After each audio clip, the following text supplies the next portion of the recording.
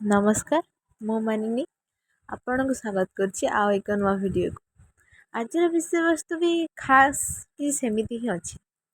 हमें निहाती भावे कहीं प्राय जानी नथिबे आज गोटे नवा विषय पर कहबा को जाउछि। चलंतु आरंभ करबा वीडियो। बहु जुग पूर्वे कर्नाटक देश रे प्रियंवद बोली जने बड़ भक्त थिले।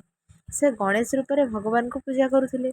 से जानी पारिले जे श्रीक्षेत्र रे ब्रह्मदार रूप धरी जगन्नाथ नाम रे पूजा पाउछंती। ब्रह्म को दर्शन करने लगी प्रियंवद पुरी धाम रे पहुँचिले। से दिन थिला स्नान पूर्णिमा। मंडप रे बहुत भीड़।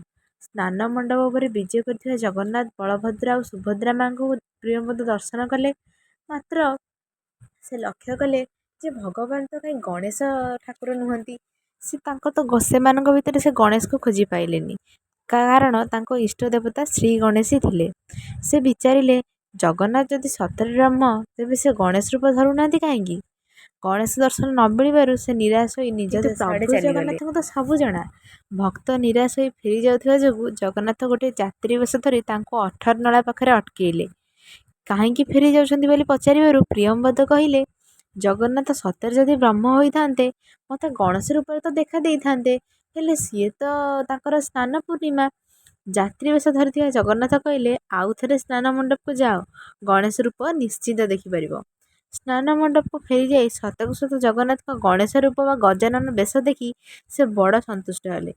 सेई राति रे देउलर बड़ पंडा को स्वप्न रे जगन्नाथ कहिथिले एनिगी प्रति स्नान पूर्णिमा रे मते गणेश बेश कराइबो। सेई दिनठु जगन्नाथंकर गजानन बेश करा जाय। आपण माने एक कथा तो जानिथिबे बा जानि नथिबे किंतु निहाती गोटे भाबिला भली विषयटी मते भल लागिला तेणु मु आपण मानक भी सुनै देली।